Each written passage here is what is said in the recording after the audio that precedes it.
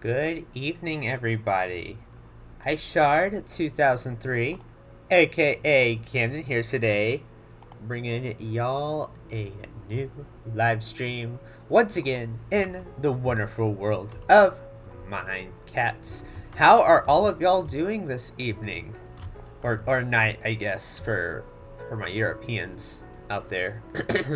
Sorry, it's so late in the day. I had planned on streaming at like 2 or 3, but then I just got busy like doing my homework, and then I like lost track of time, and then I was like, okay, well, I'll head back to the dorm and start streaming, and then I was like, oh wait, I'm hungry. So then I went to Chick-fil-A, and then it was a whole thing. So now I'm live, maybe at an inconvenient time to some of y'all, but I'm live nonetheless. So yeah. Hello Haiku, welcome to the live stream. Nice to see ya, and hello to anybody else that's lurking out there. Feel free to say hi in the chat if you feel comfortable doing so. Yeah, today is the first official live stream from college. I did do the one yesterday, but like that wasn't like an official one. It was like really short and only so I could test like the internet and stuff. But I'm actually live today, like for like a normal length stream. I think it'll be about like 2 hours ish, maybe an hour and a half. I don't know. Depends on if I get tired quickly, and then also if my roommate gets back, because he's at work right now. But in the case that he comes back to the dorm early, I want to be respectful of him and make sure I'm not yelling into my mic, you know, while he's trying to relax or whatever. Hello, Ms. Welcome to the stream to you as well. Nice to see y'all here tonight. Alright, so yeah, we're in Minecats today, guys. I'm just going to be doing some working on mainly terraforming, which I will show you in just a minute, but I probably need to go to bed so I don't get attacked by mobs. We're doing the cliffs some more. I know... Hold on, this music's kind of loud. I'll turn it down. I know that we worked on the cliff for like 6 months straight previously, and that was kind of exhausting. But like, I still need to work on the back side of it. It's still not finished, and so, you know what, since we're getting back into the groove of streaming again after a few weeks, I thought, you know, let's just do some relaxed, monotonous block placing and do some chatting while we're at it about college and life and stuff. So, as y'all can see, this is what I've been working on lately. I've pretty much almost completely attached this side of the cliff over here by like Nicole's village, and I was going to leave this part open. I still need to do some work on it, but I was gonna leave it open so that way there's like maybe like a little cave entrance right here, which could take you into like the underground quarry and stuff. So I think that could be fun. And then the main thing I've been trying to do is like outline where the terraforming needs to go, so that way I can kind of get a rough idea of the shape of this thing before I fill it in completely. So I'm going to keep working on this today. Obviously we're not going to get the whole thing done, but I'm hoping to at least get close to finishing the outline and then maybe get started filling some stuff in. So that is the plan. And then, like I said, we'll just chat in the meantime. Hello, Rachel. Welcome to the stream. Haven't seen you in a while either. How's your book going? How's everything holding up back at school for you? And how are things for you, Haiku and Ms. as well? Do you have any good trades, sir? Ooh, a tiny amethyst block would be fun. Nothing I'm like super wanting right now though, so I won't kill you. I'm in a good mood today. We're not gonna kill our villager friends or our wandering trader friends. I would never want to kill a villager, but a wandering trader, yeah. Terrible. Oh no. How so? Like the normal kind of terrible where it's just stressful, or terrible as in like everything is actually falling apart? We're changing the theme, and I'm the publication sweetheart. Ooh, fancy. Congrats on being the sweetheart. But yeah, the theme. That stinks that you're having to change it. Like, how long has it been? Like a month into the school year? Hey. I know. I guess we've never, like, I never changed when I was there. I don't think we ever changed it that late into the year. We did change it pretty close to the start of the school year. Like, I think it was when we were doing the music themes one, or like the sound themes book. Yeah, we cut it pretty close there, but everything's falling apart. No, I'm sure it'll get better. How many people on staff do you have this year? Or do you have on staff this year? Oh, I'm trying to read the chat. Just walking into the torch.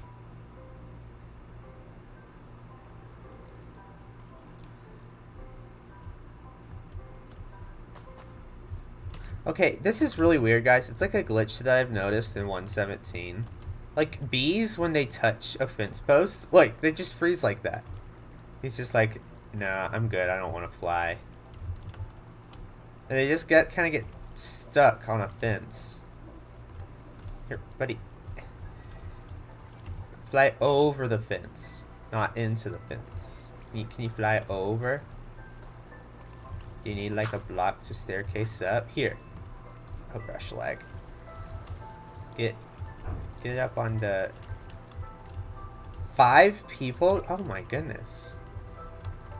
That's so little. Dude. Okay, there we go. Maybe he's gonna find another way in. Let's see. Yay! You did it. You know how to get over a fence. Good job. So funny. But yeah, 5 is not a lot of people. I'm sure that's pretty stressful. When we're changing the cover too. Yeah, I would imagine you'd have to if you're changing the theme, because usually they relate to one another. Well, I'm sorry y'all are having so much trouble. I would say let me know if there's anything I could do, but like I can't do anything. They won a purple book.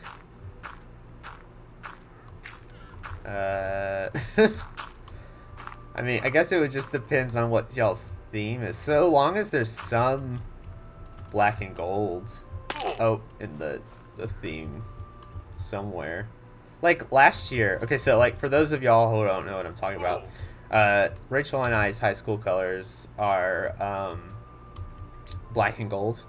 So like last year with the yearbook, we changed it up a little bit and added more color palettes because all of the books on the shelves are black, yellow, or white, and like all the yearbooks like in the yearbook room. So we were like, you know what, we should change it up and like pick a color that sets our book apart from a lot of those from years past. So we chose an orange cover, but we chose like a palette that was kind of like autumnal, and still had like yellows in it. So that way there were hints of yellows in the cover. But it like the majority of the cover was different. So like technically purple could work because it's the complementary color of yellow. Honestly, it's probably one of my least favorite palettes. Like purple and yellow for me, for some reason, they don't appeal to me. I know like scientifically they're supposed to like draw the eye, but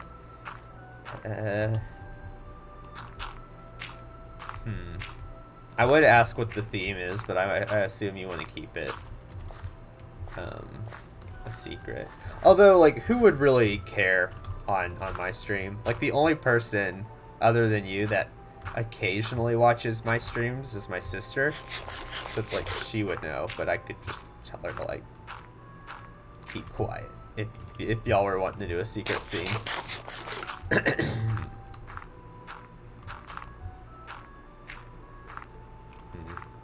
Well, hopefully it'll get better.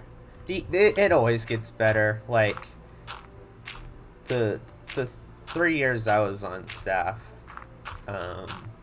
it always felt like we were like hopeless and the book was gonna be ruined like multiple times throughout the year, and it always worked out in the end. I mean, there could have been a few pages that were still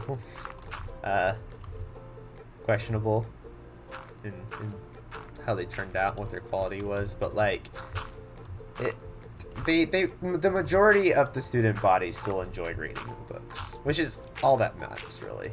Even though certain editorial choices might drive you insane, like they do me, where I look back at a book and I'm like, oh, if only we could have fixed that one little typo or that one mistake or have changed it in this way. It's like things that we recognize as the editor of the book, but nobody else in the school really gives a care in the world about it. Like, so long as their picture is in it and they're seeing with their friends, that's really all most people care about.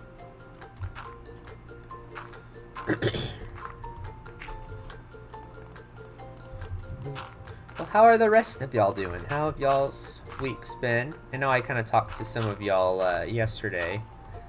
By some of y'all, I mean Ms. Haiku, you popped in for a sec, but I mainly just kind of chatted with Ms. and Sammy and all of the Estonians who should be asleep right now. I don't know why Ms. is still up. SMH. Although, is it late for y'all? Yeah, I believe it's really late in Estonia right now. Although I think we also have like, comes to the conclusion that Ms. and Sammy just never sleep. Just mega insomniacs. Hey Alexia, welcome to the stream. How are you doing this evening? Good, I hope. Finally doing my first official stream from college, so it's exciting. Oh, by the way, you guys, I have a fan on. I don't know, is it like annoying to y'all in the background? There's like no air conditioning in my dorm room. I mean, there is, but like I can't control the temperature. Like, it's something that's set for the whole building. We just have to deal with it, and so you don't hear it? Okay, good. Something like, I need air circulating somehow, but I don't want it to be like annoying. So that's good.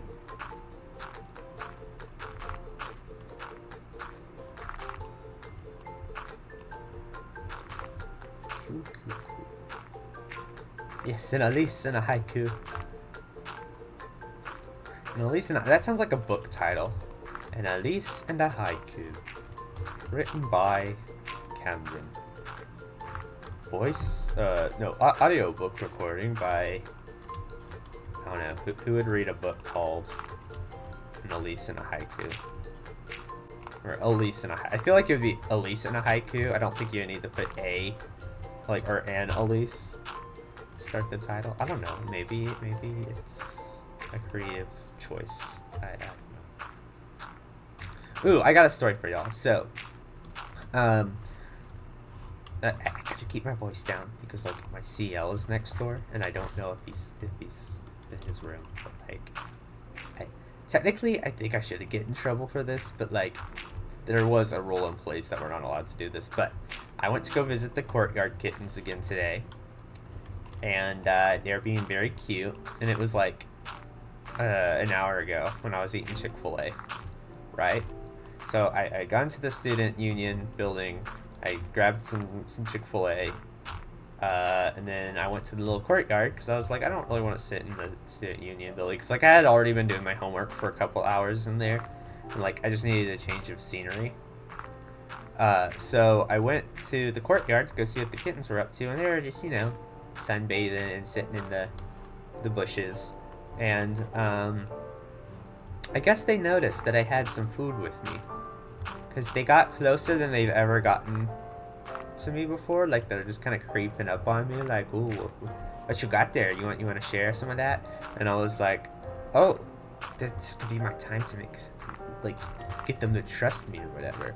So I was eating a chicken sandwich, and I was like, I would give you all the chicken sandwich, but I really like the chicken, so I'm gonna give you something that's arguably less healthy for you. And so I dug into the bottom of my bag, and I grabbed a couple of... Dude, I'm telling a story and you just knocked me off of my perch. Rude. But I grabbed a couple of French fry crumbs from the bottom of the bag, and I kind of, like, you know, sneakily tossed a few at them. They were very grateful. They were playing, like, they're like fighting over the crumbs, like who was gonna get it, and I'm like, no, I got one for each of y'all. So like I had to like get them to stop fighting, and kind of was like, okay, well that one's eating, I'm gonna throw this one at you. Food is the best way to make friends, I agree, especially furry friends.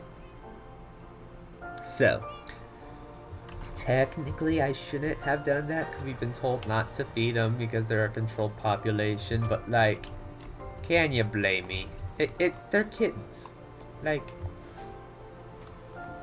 if anything, we'll become friendlier if I feed them. And it's not like I'm feeding them like anything super unhealthy. It's just French fries loaded with calories. It's fine. So that's really the most exciting thing that happened to me today. Other than that, I don't have any stories. Not from today, at least. I'm sure there's some stories I could tell from college so far, but they need to be prompted.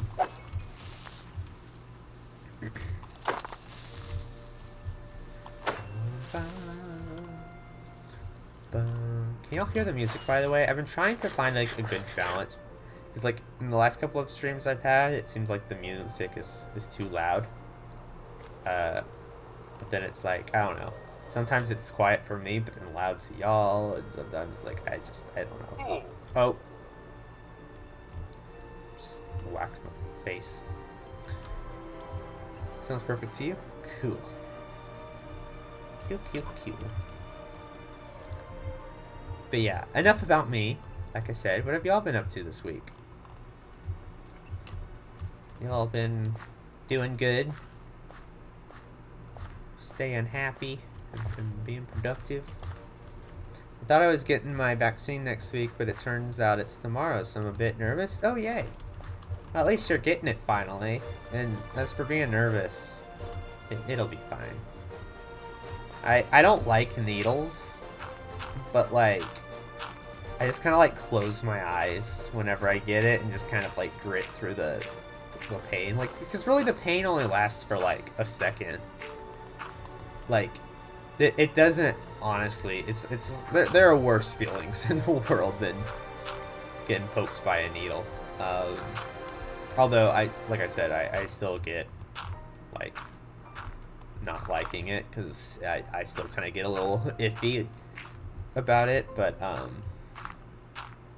yeah, I got it yesterday, and it was over with really quickly, and I was just like, oh, alright, on with my day. Because, yeah, for those of y'all that weren't on stream yesterday, I shared that I finally got my vaccine, so, or my first vaccine. I'll get the second one October 1st, I believe. I got both of mine already. I'm honestly surprised at how good I did. Yeah. I'm proud of all of y'all. And I mean, like,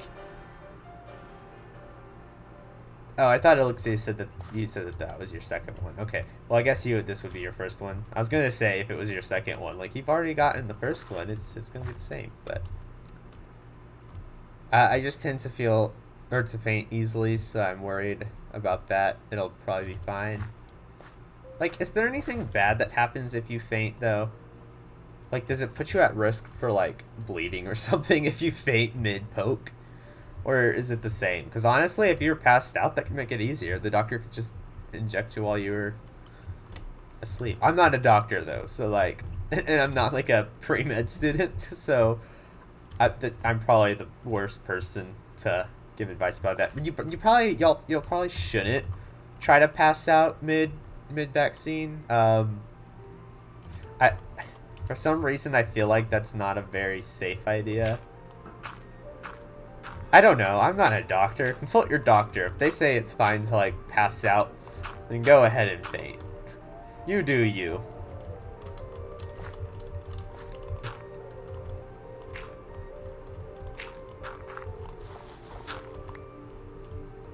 Great medical advice. Yeah, no.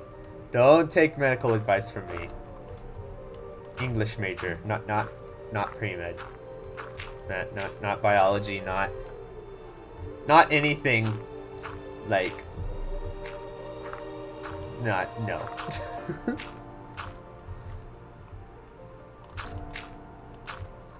I don't know anything about medicine. I read Shakespeare for fun. That should tell you everything about me. That should show y'all how incredible my advice is.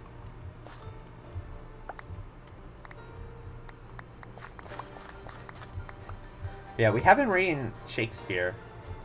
Well, I should be still reading Shakespeare because we're reading Twelfth Night, and the syllabus says that we're supposed to finish it next week.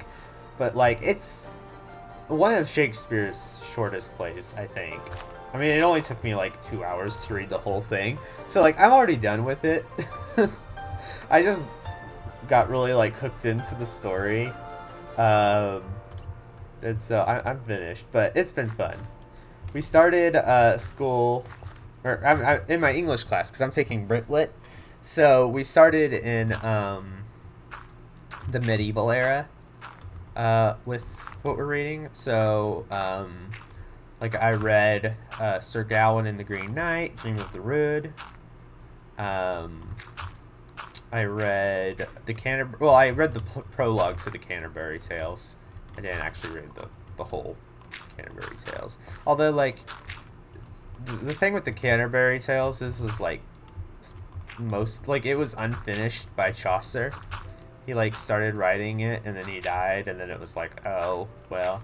And he was extremely, like, over-ambitious with the story. He was like, I'm gonna tell a story where every character tells another story inside of the story. They tell 2 stories in the first half of the story, like, 2 stories each. And then they tell 2 stories on the way back. And then the story, like, the real story, not the story that the characters are telling, but the story is gonna have to conclude after that. So, like, he basically was just gonna make a giant anthology of stories.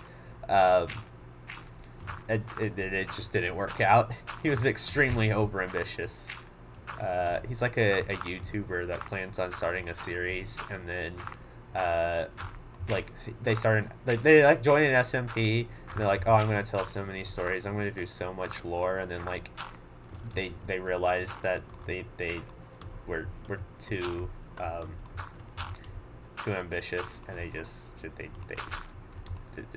just didn't happen, and then everyone on the SMP became inactive, except instead of it being an SMP, it was just all the characters are like the SMP members, and the SMP members all became inactive. So that's a really poorly worded analogy. It's the Everything Challenge. Imagine the Canterbury Tales as the Everything Challenge SMP. And Chaucer was me and Elise. I'm sure there's a Shakespeare-loving medical profession out there. I don't think so, considering in medieval times, like around the time... Well, Shakespeare wasn't medieval. He was like Elizabethan era. He was Elizabeth... Oh my gosh, I can't say that fast. He was a part of the modern... or early modern area of British culture. So like in that time they still thought that like bloodletting would kill you. Like they're like, oh, they're sick because they have too much blood. Let's give them a bunch of leeches. So I'm not. I don't think that if there are Shakespeare-loving, what would you say, Shakespeare-loving medical professionals or something? Yeah, like I'd be really concerned. I don't think I'd want them to do any work on me. Just like, we're gonna do some LARPing in the medical ward. We're gonna like sneak some leeches in and reenact our favorite Shakespeare play. Although from what I've read, I don't know if I've ever read a Shakespeare play that's had like anybody go to like a medical hospital or something. Like, tons of characters are threatened to be sent to like mental facilities and like asylums because they've gone insane in Shakespeare, but there's none that have actually like had like a flu or something.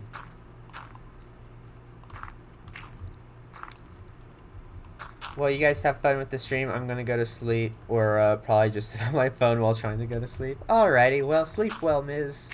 Thanks for joining us in the stream. Hopefully I'll stream a little bit earlier next time, so that way more of my European audience can tune in, like you. But yeah, sleep well, and I'll see you in the next one. Or on Discord, whatever comes first. Probably on Discord. So yeah, English has been really fun. It's been my favorite class so far, which like is good considering I'm an English major. Yeah, we're wrapping up the 12th night this next week. And we're moving into Paradise Lost, which I've read an excerpt of Paradise Lost before, but I've never read the whole thing. I don't think we're going to read the whole thing in my class that I have right now, because I think on the syllabus it said we're only reading like books 9 through 11 or something. I don't know. It was like a certain portion of Paradise Lost, so... But it's definitely more than I read in high school, so that'll be interesting. And then I get to read Frankenstein again this year, which I'm not super upset. Like, I like reading new things. Like, I would rather read something new than read Frankenstein. But, like, if I had to reread something for college English, like, I'm glad that it's Frankenstein, because it's one of the books that I read in high school that I actually enjoyed. Because most books in English, like in English class in high school, I didn't really like all that much. I liked Frankenstein. I liked Great Gatsby. I liked Kill a Mockingbird. What other ones did I like? Their Eyes Were Watching God. I'm trying to think what else. A lot of the other ones were depressing. Like Animal Farm.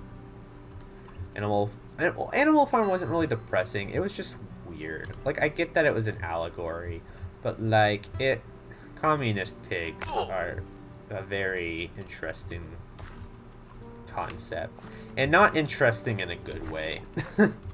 Orwell is a very interesting character.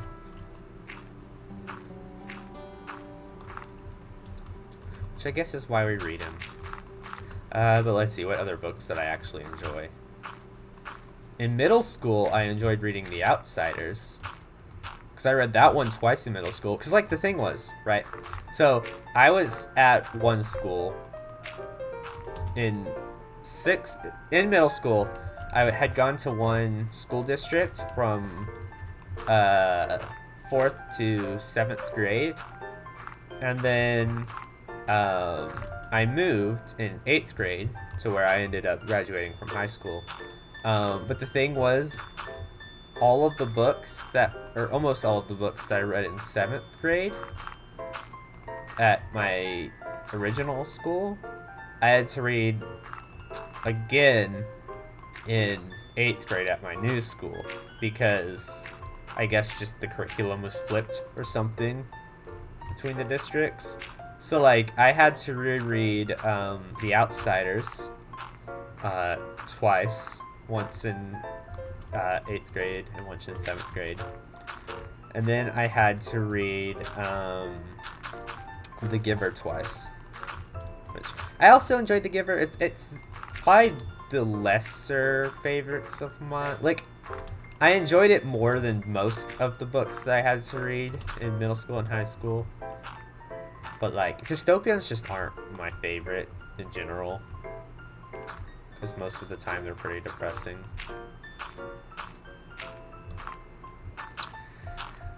Yeah, I'm trying to think what other books that we read that I enjoyed. What did I read junior year? I think Their Eyes Were Watching God was junior year, but that surely can't. We read Tim O'Brien. What was that book called?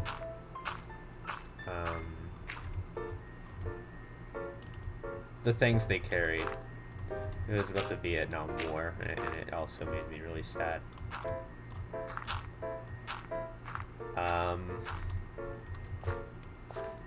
But no, I like happier books, like To Kill a Mockingbird, about child experiencing or perceiving racism, right? A happy concept. The Great Gatsby, about the corruption of capitalism and the American dream.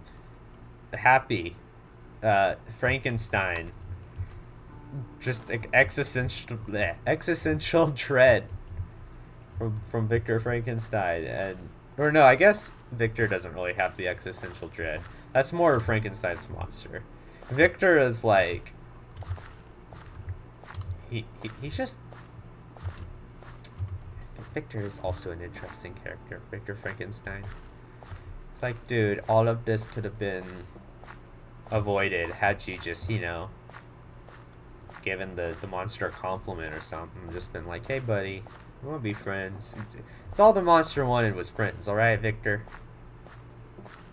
Your whole family could still be alive had you just, you know, taken the monster under your wing and offered it a home. But I really liked just how Frankenstein's written. A lot of the stuff written in the Romantic period, in just the history of literature, it's just really pretty to read. A lot of the wording and imagery and stuff is really I don't want to say pretty, because like in Frankenstein it's not the prettiest. I mean, but it's very elegant, I guess, is the best way to put it. I don't know. What were some of y'all's favorite books to read in high school? I feel like I've been rambling on about my faves, but or that you are reading currently if you're still in high school.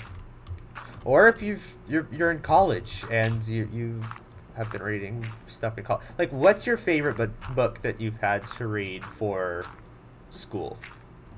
Like, not on your own accord, but for, like, school.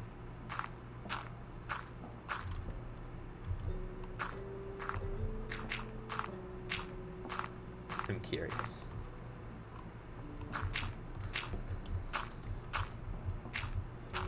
Curiouser and curiouser.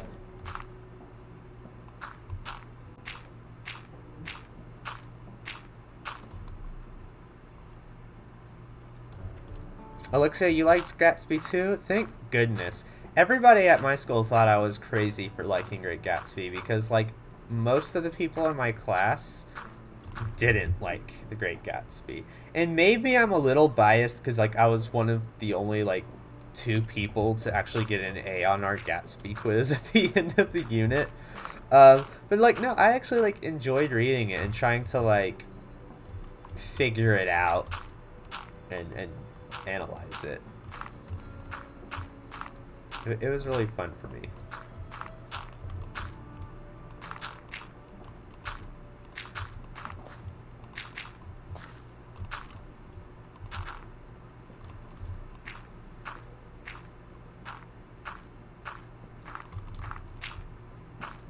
Yeah. So yeah, we're reading Paradise Lost next after 12th Night. And I really enjoyed 12th Night. I like Moomin. Why do I feel like I should know that? But I don't. Wait, the hippo? Or I don't know if it's a hippo. Is it a hippo? What? It's Swedish. I recognize him, but I don't, like, I've never read, I don't think I've ever read it. Was there like a cartoon or something at one point?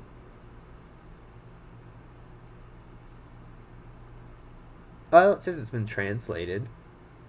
Maybe I read it in like kindergarten or something. Like, it looks like a children's book. Is it a children's book?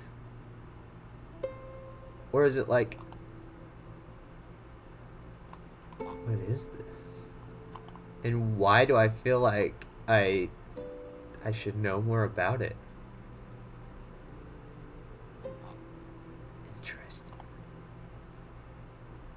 It's like a bunch of stories. Oh, okay.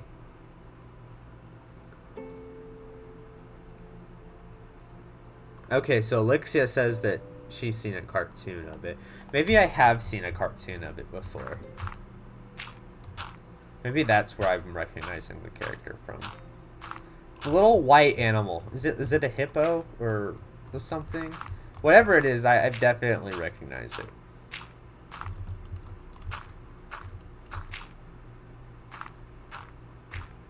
Interesting. I don't know why, but that also reminds me of another book that I read once. I don't know if it was my favorite or not. But it was kind of a charming book. And it was in like high school or middle school. I think this one was in like 5th or 6th grade. Well, I guess 6th grade would have been high school. Or not high school, middle school. I don't know.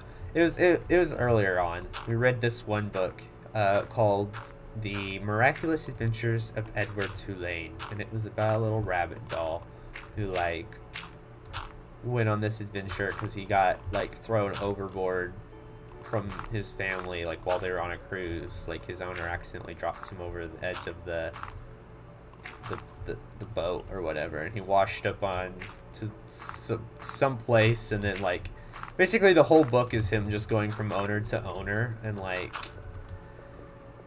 just exploring the world, and then eventually at the end he, spoiler alert, finds his original owner again, but she's like an adult by the end or whatever. I don't know. Like, I honestly don't remember enough details about it to say whether or not it was actually one of my favorites, but like I just remember thinking it was really interesting when we read it in class. They're like super cozy, written by a very gay lady living with her boyfriend on an island. And they like kind of work like children's stories, but they deal with life like this mildly existential way. Interesting. Maybe that's also where I've seen it. I might have seen like an article or post about that lady. I don't know. But that's cool.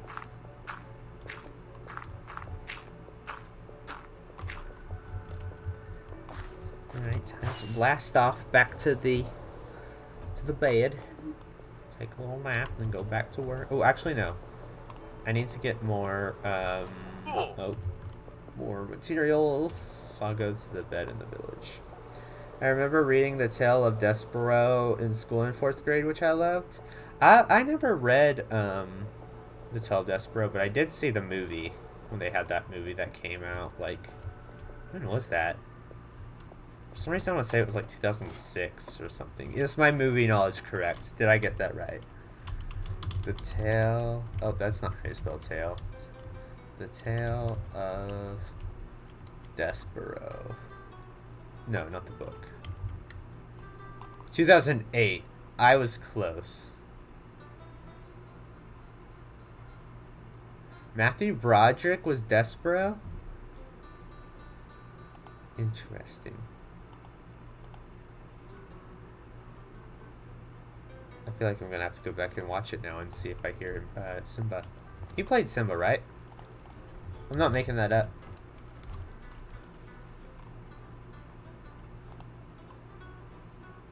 Yeah, he played 𝗦𝗓𝗓. Okay. I'm not crazy. I don't know why I doubted myself. Like, I typically pride myself in my Disney trivia knowledge. I should have had more faith that I knew the answer.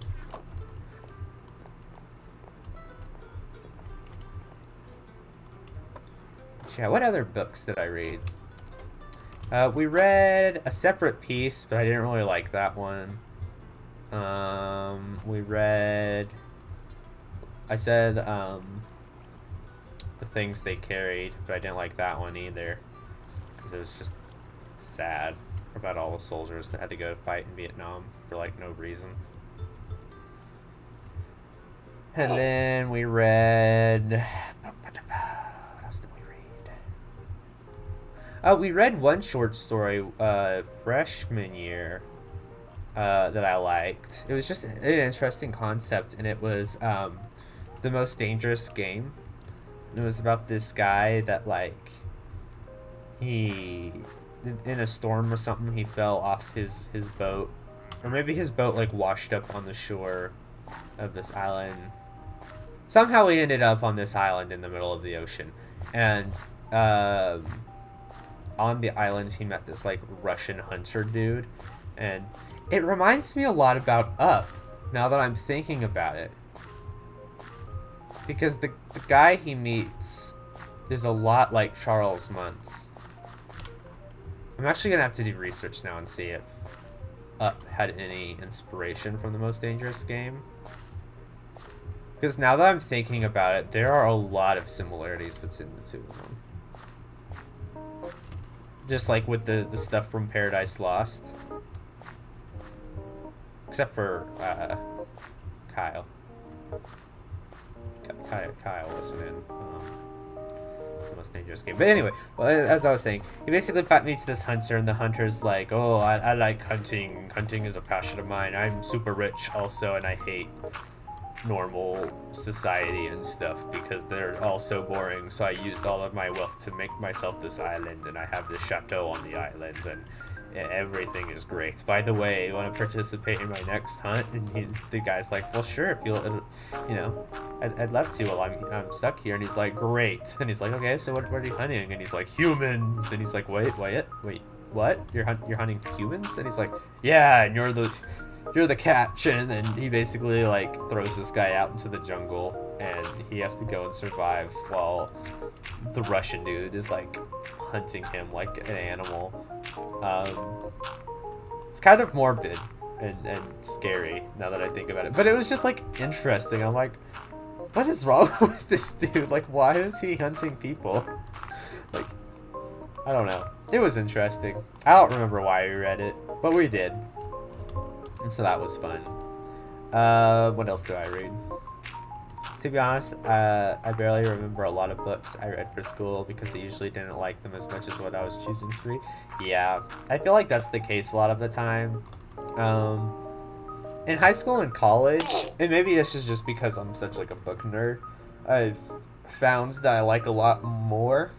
Like, last year, well, like, I shouldn't say that I like them more. I have a greater appreciation for having been taught some of the books that we read. I don't necessarily like them. Like, Hamlet, that I read last year for school. I don't necessarily like Hamlet. Like, it's not really one of my favorites. But, like, I thought it was interesting to read and discuss and just talk about in class. Like, it was pretty interesting to just to talk about, to discuss. And other stuff like The Things They Carried, although I said it was, like, really depressing and stuff, it was also just interesting to learn about, and I think I'm appreciative of having read it. Same goes with like the Canterbury Tales. Like it was interesting, but I wouldn't say it was my favorite. Like just like high school and college, I've grown to appreciate them, but not necessarily like them, which I think is something that they don't really ever not enforce, but like encourage in high school is like to actually like think it just like they don't ever make you think about why you're reading something. They're just like, you're going to read this and who cares if you like it, you're going to do a test on it. But like I feel like in college, and maybe it's just the professor I have and her approach to teaching it, but she seems to just kind of be like, all right, here's this book. Like she starts every class after we've read something, she's just like, so what y'all think about the stuff you had to read last night? Like, what are your thoughts? Like, doesn't even have to be anything like super analytical.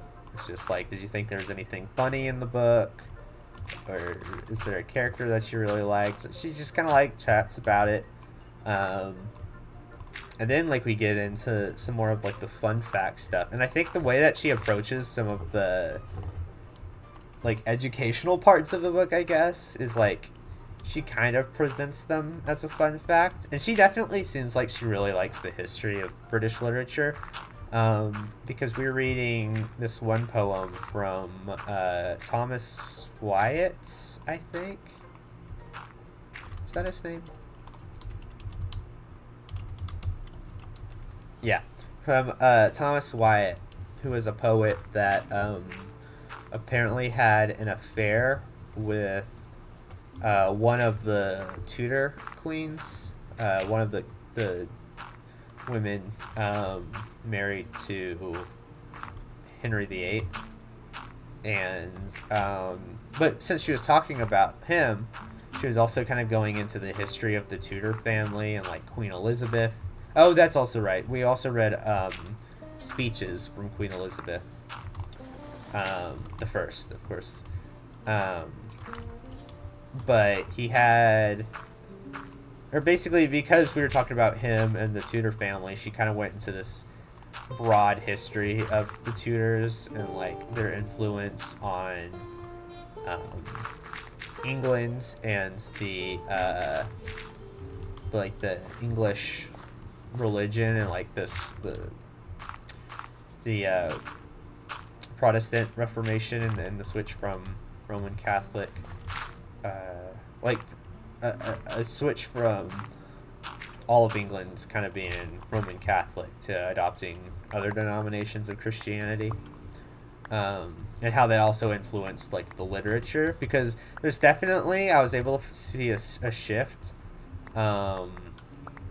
like from the medieval period to the early modern period, and the shift was that like a lot of books, or not books, but a lot of stories from the medieval period were always so religious focused.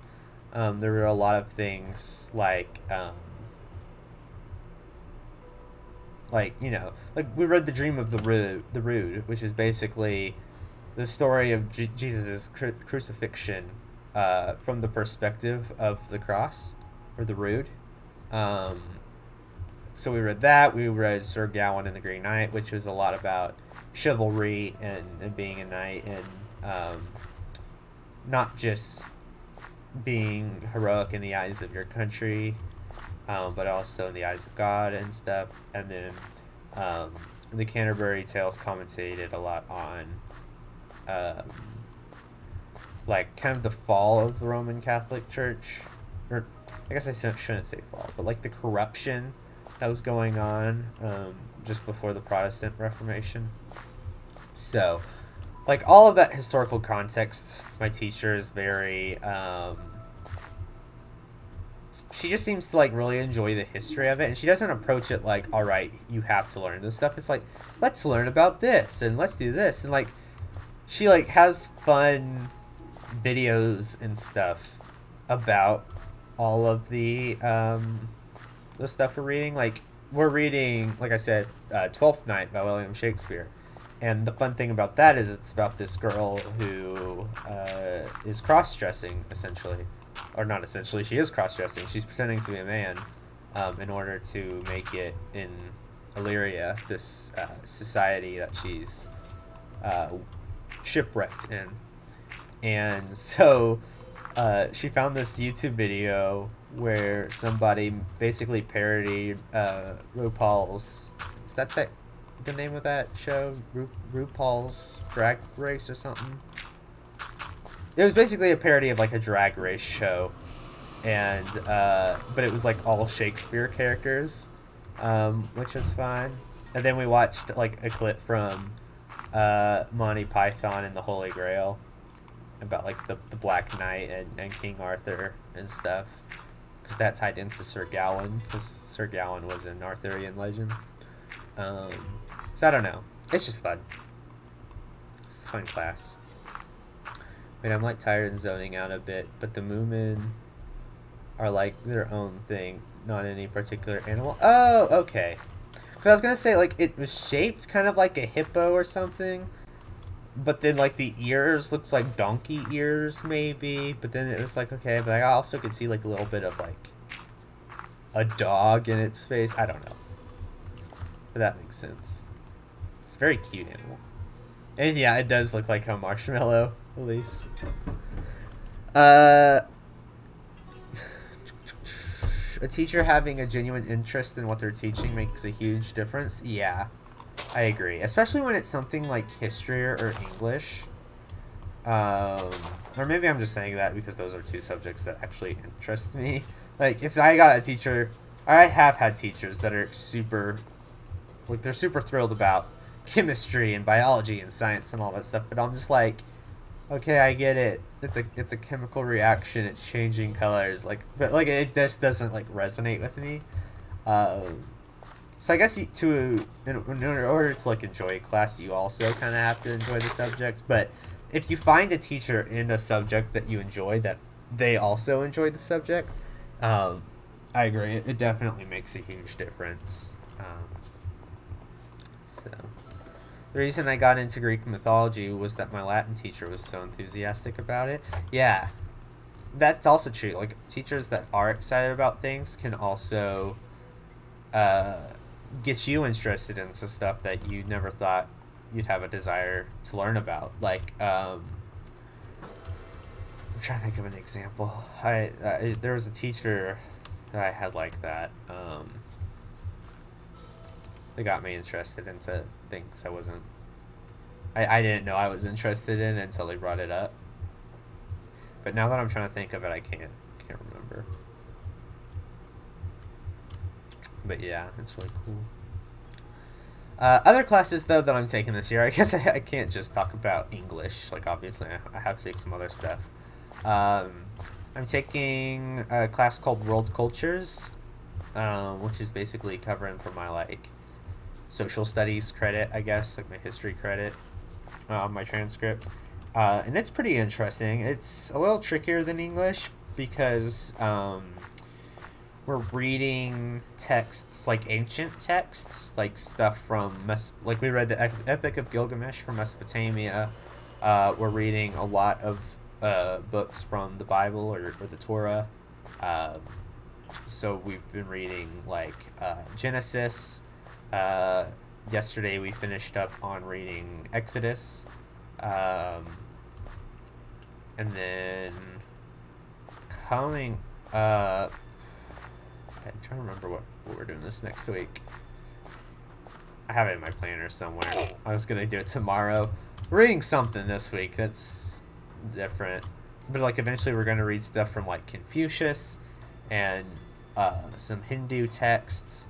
And like a lot of like religious stuff, but we're kind of like breaking down both the literature and then also the historical context to some of the stories we're reading to find like the influence of where, especially a lot of like the mythological elements come from, and then also like we try to trace like the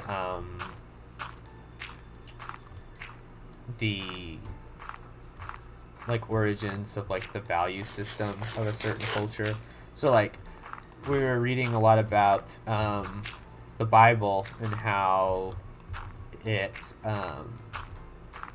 like a lot of the commandments and stuff in the Bible, and some of like even like the plot points of the Bible, like Noah's Ark, is also in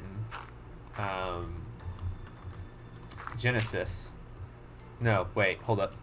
Noah's Ark's in Genesis, but there's also a story in the Epic of Gilgamesh, which is essentially the exact same thing as Noah's Ark, down to like the order that the character in this story sends out like the birds to go check to see if they can find land, like the dove and the olive branch the dove finds, like stuff like that. And it's just like, okay, so obviously there's some influence here. Let's see if we can figure out why certain things are changing between the two, what we can learn about those civilizations to see whether these, like, whether certain events can be considered true and factual, and which parts are what's the word, not enhanced a bit, but like made up a bit in order to add a little bit of intrigue to the story, I guess, and a little bit of more magical elements. I don't know. It's all just very, very interesting. And then,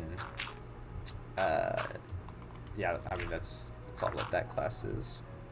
Religion is so fun to learn about. I wish I could join that class. Yeah, it's really cool. I'm sure that there's some class that'll be at your college whenever you go to university that'll be like it.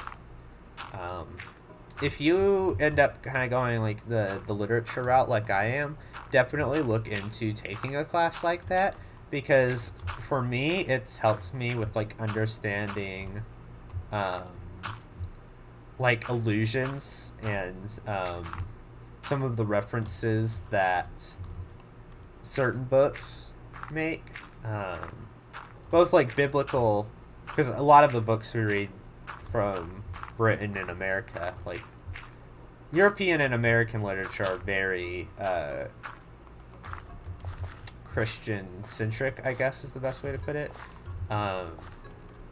So it's very helpful getting to learn the context of the Bible, because like even though I'm Christian, I must admit that I'm not the most knowledgeable in like in the Bible. Like I don't know a lot of the details of the Bible, just because I grew up kind of floating between churches, and I really didn't have anywhere where I could like properly join like a Bible study, or I've not heard enough like sermons to be able to know all the stories. Like of course I know stuff like Noah's Ark and Moses, like the story of Moses, and like a lot of, but mainly a lot of the stuff in the New Testament is what I know the most about.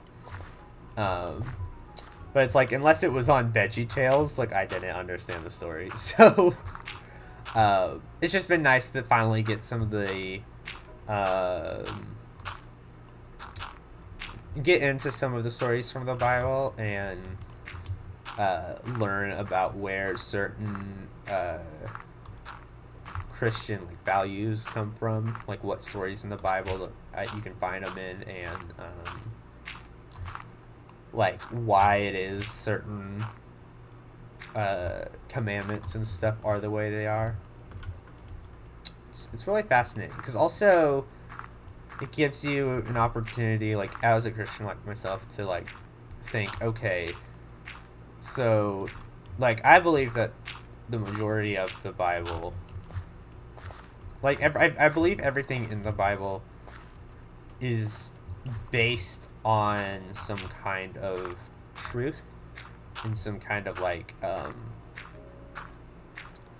there were real events that prompted certain stories to be written, but then you also kind of have to go in with a critical eye and go like, okay, which of these parts of the Bible are exaggerated a bit because of the author? Because it's like, sure, a lot of the Bible is God's word, and a lot of quotes from God and stuff like that, from prophets and stuff like that. But then it's also like, okay, but which of this stuff could have been tweaked by by people, like the actual author? Because like God didn't actually write the Bible; it was people transcribing His word into text or whatever. Or I guess back then it would have been like cuneiform and stuff. But I don't know. I don't know if you guys understand what I'm getting at. But it's like people have an influence and can, I guess, I don't know if falsify is the right word, but can like have influence in what's in the Bible. So it's been interesting to be able to like learn the historical context behind a lot of the stories in the Bible and be like, okay, so which of this stuff could be true and which of this stuff could be a product of its time, I guess. Like, for example, like the easiest example I can think of is like slavery, because obviously there's a lot of mentions of slavery in the Bible, but that doesn't mean that God can what's the word? I'm running out of words. It's the weekend and it's at the end of the day, so like my brain is on off mode, but not off mode, but low power mode, I guess is the best way to put it. He doesn't condone, that's the word I'm thinking of.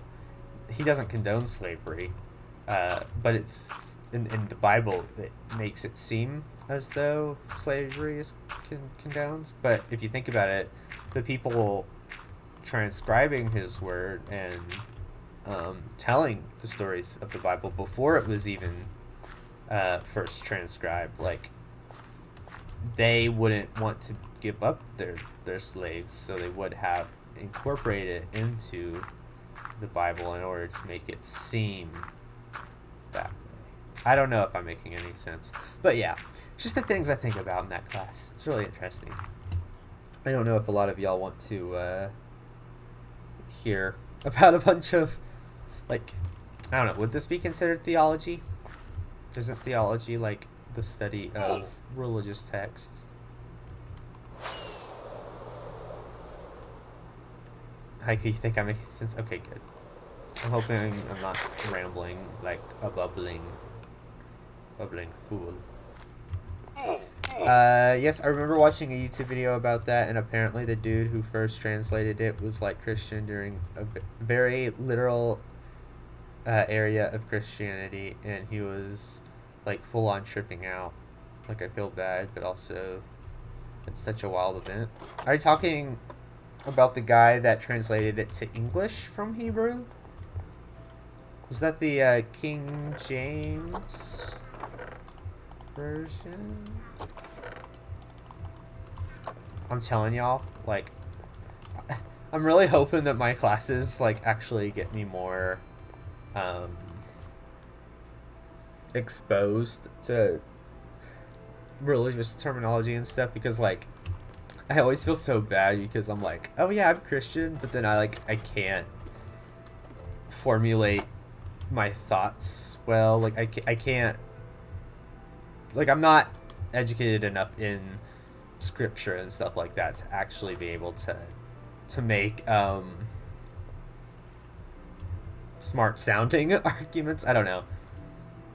Once again, I'm tired, so I can't even describe what I can't describe. But yeah. So that's another class that I'm taking. Know about the flood story from the homoerotic dude, bull in the sea. Oh, from Gilgamesh. Yeah, because it's like, wait a second, these are the same story. Like, obviously, like, Noah didn't.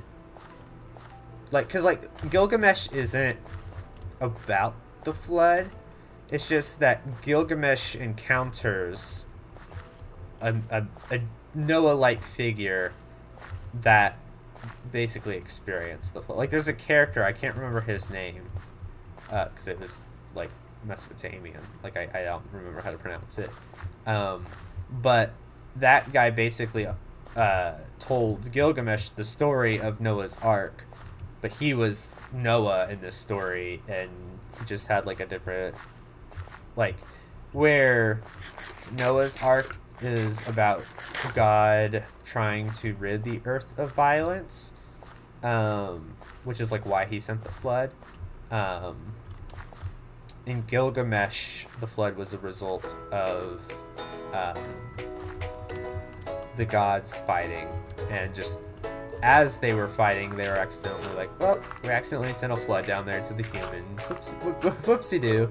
And they just kept fighting each other. Like, not like that. Gilgamesh. I really don't know why I forget words like that. Well, I mean, Gilgamesh isn't necessarily like a super common word. Also, like, I don't know if in Sweden y'all call Gilgamesh something different. I don't know, because, like, some names are different in different languages. Because, like, Jesus in Spanish is like Jesus. So it's like, you know, I don't know. I wonder why an omniscient, all-powerful God would ensure that the one religious... Wait. I wonder why an omniscient, all-powerful God wouldn't ensure that the one religious text is future-proof and actually representative of his will. Why would he rely on imperfect human transcription? That's a good question, and I don't know if I'd be able to convey my thoughts very elegantly. Wait, no, I don't think. Also, the music is slightly loud. Yeah, this one is a little loud with me. Yeah, this one should be better. No, I think it's still Gilgamesh, but I think the original name was different. Maybe. Unless you're thinking of Enkidu. Or Enkidu. My professor's just been calling him Enkidu, and I think it's funny. Like, that pronunciation of it. There's another character in it called Enkidu, which you might be thinking of, who's also, like, a big player. But anyway, back to Alexia's question. I think it's like, because, like, God doesn't want you to be like, I'm forcing this belief onto you. It's like he wants people to learn to like learn about him on their own accord, you know. So it's like, I'm trying to think of how to describe this better. So, like, imagine you had the power to make everybody love you. Like, would you want to just go up to people and be like, boom, you like me? Like, not like as in like a romantic way, but just like as in like they admire you. Like, would you want to go up to people and just be like, bam, you admire me now, bam, you like me, bam, you like me? Or would you want them to like you for like a legitimate reason? Like, would you want them to actually like build a relationship with you and have like a friendship based on like the experiences y'all had together? I don't know, does that make sense? So I think, like, with the case of God, it's like he's he's leaving it to us. Like, it's almost like a test to be like, all right, can you pass on my word accurately? I guess not accurately, but can you, like, share the gospel? Can you, do you have faith? Because, like, that's basically what a relationship with God is founded on, at least in Christianity, is faith. Like, just because you can't see God doesn't mean that he's not there, you know? It's that whole thing. Like, seeing's not believing, or whatever. I don't know. That's my interpretation. And maybe I'm misinterpreting the Bible and like what it says about that. I'm sure there's something in the Bible that says something about that, but yeah. But yeah. So that's world cultures. It's really, really interesting. And then I wish people in that class were a little bit more outspoken. Like people with different views. Because I go to a Christian university, so like the majority of the school is Christian. Or of the school population is Christian, but I do have a couple of classes with people that are agnostic or that are of a different faith. And it's interesting hearing like them bring in their ideas and their interpretations of the world into class. But so far I haven't really found anyone in my world cultures class that is like that shares different opinions or has a different worldview. Which I'm kind of like, if there's any class that I wanted to interact with people that weren't Christian, it's this one, because I just want to hear what they have to say about everything that we learn about. But yeah, that's that class. And then there's another class which right now it's my least favorite class, but I feel like it could end up being one that I end up liking. It's World of Rhetoric. And the thing with this class that is tricky for me is it's about rhetoric and like the power of rhetoric and how you can use the art of writing to persuade or influence others. But the thing is, in order to understand rhetoric properly, our professor is making us read Plato. And me and philosophy just... Plato hurts my head. Like, with the translations we're reading of Plato's work, like, it's not hard to read just, like, by reading the words. Like, it's not like the vocabulary or diction or whatever is tricky. It's actually, like, super easy to read. But the thing is, it's like... the ideas he proposes and some of the ways he describes things are so abstract that it just like hurts my head if I think about it for too long. I'm like, okay, so he's talking about truth, but he's not talking about conventional truth. He's talking about truth, like capital T truth, like the transcendent truth that rules over all. And it's just like, oh my gosh, my head hurts. Like, it takes up, like, all of my brain power to pay attention to lectures in that class. And the thing is, it's, like, the first class I have on Tuesdays and Thursdays. So it's, like, 9 in the morning, I'm already a little tired and stressed out. And it's just like, alright, I'm gonna make y'all think about philosophy for an hour and a half. And I'm just like, oh, my brain can't do this morning. But we did finish up Gorgias, which is the book that we're reading of Plato's right now. And we're going to return to Plato to read the Phaedrus? Yeah, Phaedrus. I had to look up at my bookshelf and be like, am I pronouncing that right? Yeah, the Phaedrus, which is kind of like a sequel to the Gorgias. So I'm not thrilled about that. But this week we're reading Frederick Douglass, and I'm like, a modern man. I can read Frederick Douglass. And it's like American history and it's not Greek. So I anticipate it'll be a bit more enjoyable. Although it's about slavery, so like that's gonna be a little sad. But like, I'm sure I'll be able to understand the ideas he proposes and like analyze the way he talks. Whereas Plato's just annoying in general, like apart from his ideas, because Plato's just like, haha, I'm the best philosopher ever. I'm smarter than all of y'all. Like he's so like cocky in his text, and I kind of hate it. Because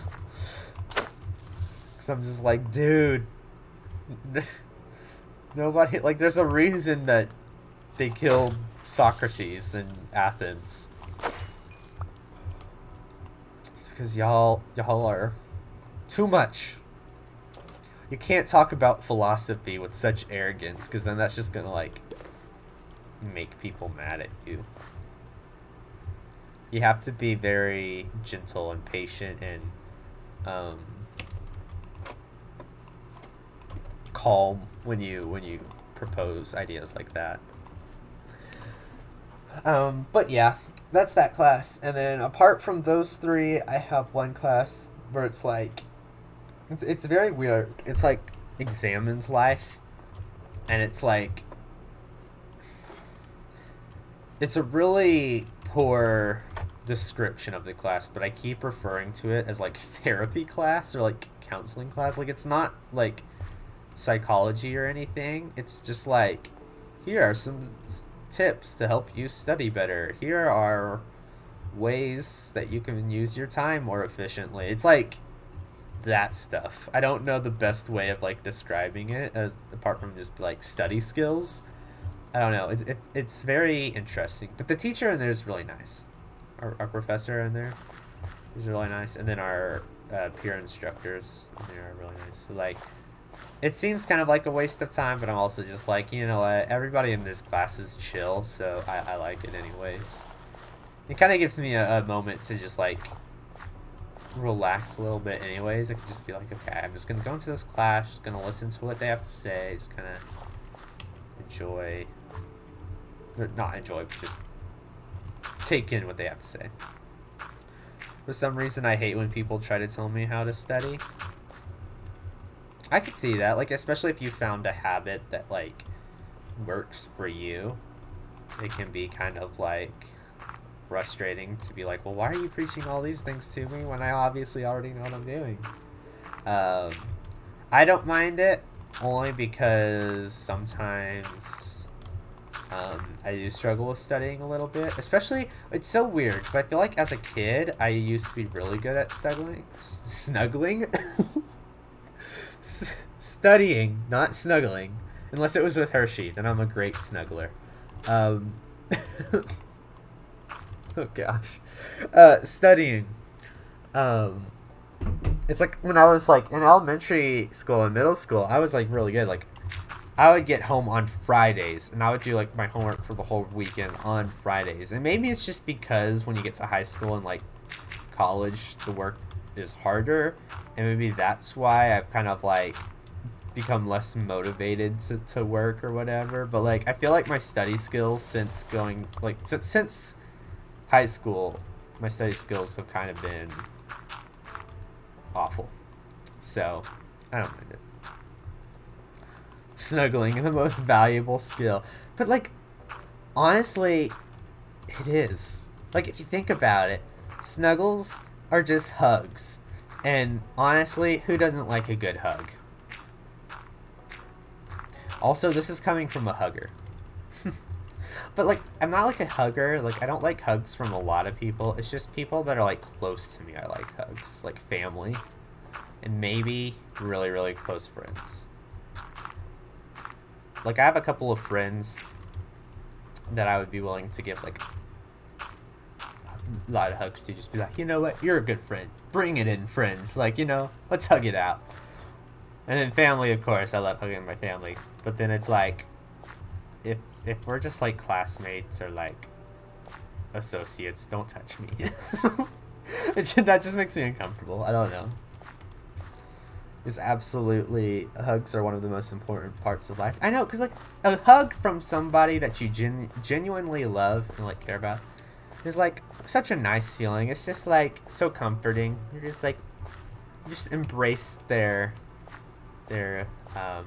affection, I guess. It's nice. I like a good hug.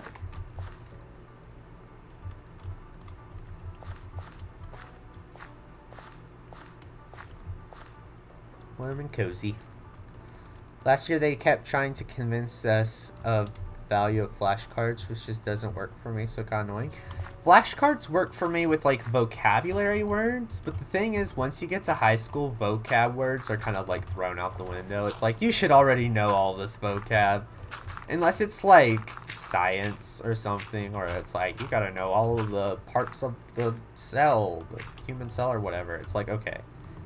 Then like they're a little useful. But like if it's stuff like English, I can't study with a flashcard. Like, what am I gonna do? Write every plot point on a flashcard and be like, what happens in Act 3? Like, no, that's not gonna do me any good. So yeah, I agree. Flashcards are kind of silly for most subjects. For some subjects, it's actually useful, like science, I would say. But like, I also hate science, so.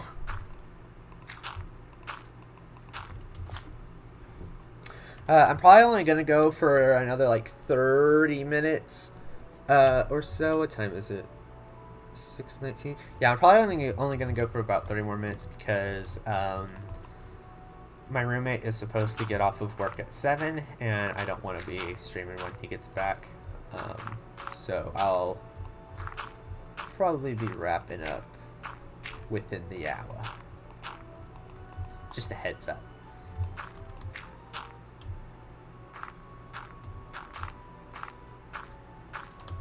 We should get him to join a stream. I don't know. I'll have to ask him if he wants to join a stream.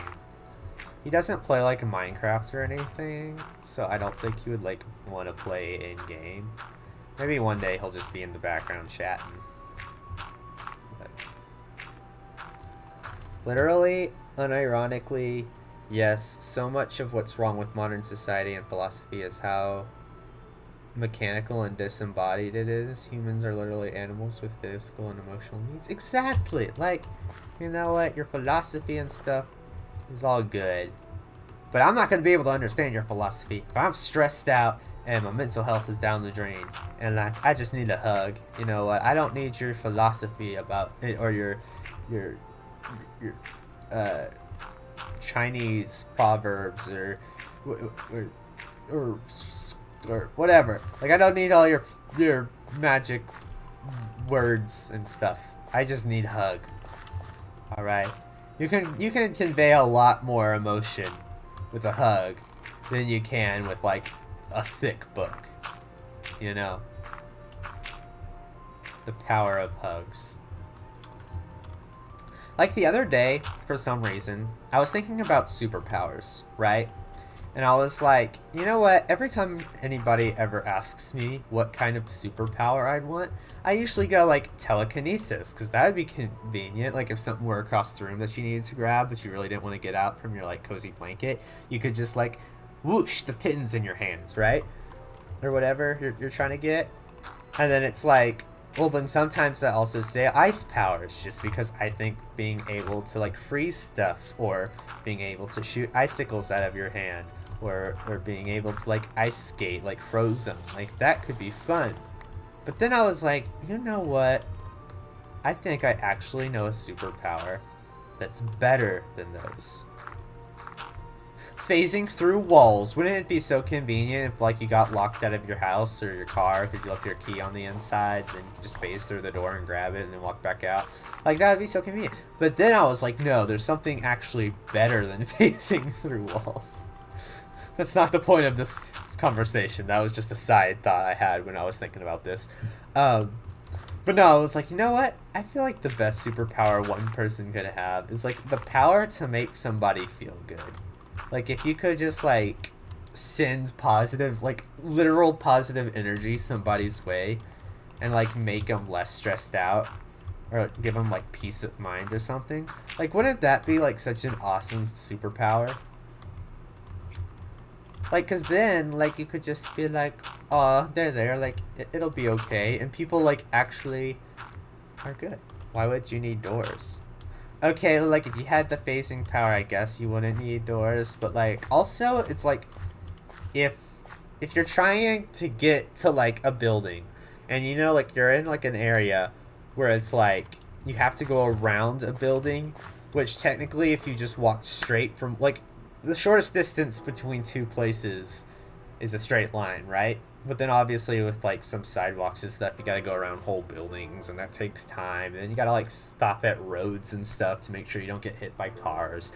But it's like also if you had the the power to phase through things like a ghost, you could just walk in the straight line towards wherever you're trying to go, and like you don't have to worry about walking around a building because you could just walk right through. And then it's like you wouldn't have to like you wouldn't get hit by a car. You could just walk across the road and just phase through the car. Like, I guess it would be a little problematic because some people could do some pretty shady stuff with that power. But at the same time, it would make life super, super easy and make things a lot more convenient.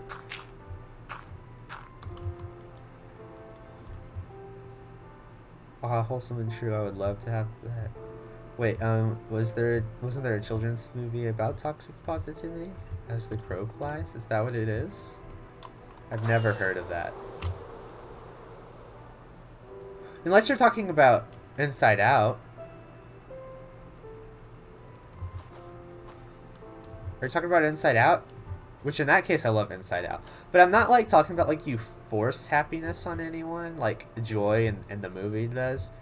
But like the thing in Inside Out is like she doesn't really have that power. The thing in Inside Out is like the moral of the story is like she has to learn, like Joy has to learn that like it's not humanly possible to be happy all the time. Like as a person, you need to have like your ups and downs, because if you never have if you're never sad, or if you never have anything inconvenience you in life, like you can't have anything happy happen to you either, because you don't have any point of like comparison, you know? Because like how do you know you're actually happy if you've never felt sad, right? You have to be sad to know what it's like to be happy, because being happy is just is relative. I don't know if I'm making sense. It's like you gotta like know that you can feel better than a certain feeling. So if you've never felt sad, then technically you're never happy, because you're just at this like meh point, which is like kind of what the movie gets at. Is because joy and sadness aren't in control of Riley.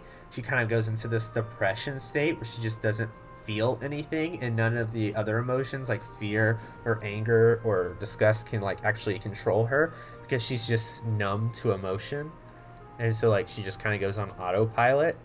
So it's like talking about how you have to have like a balance. But I feel like if you had the power to make somebody happy, it wouldn't be like you're forcing them to like obviously you wouldn't be like going up to funerals and just being like, "Aw, your grandma died, happiness," or whatever. It's like, no, like it wouldn't work like that, because you'd obviously still be sad and like grieving over loss.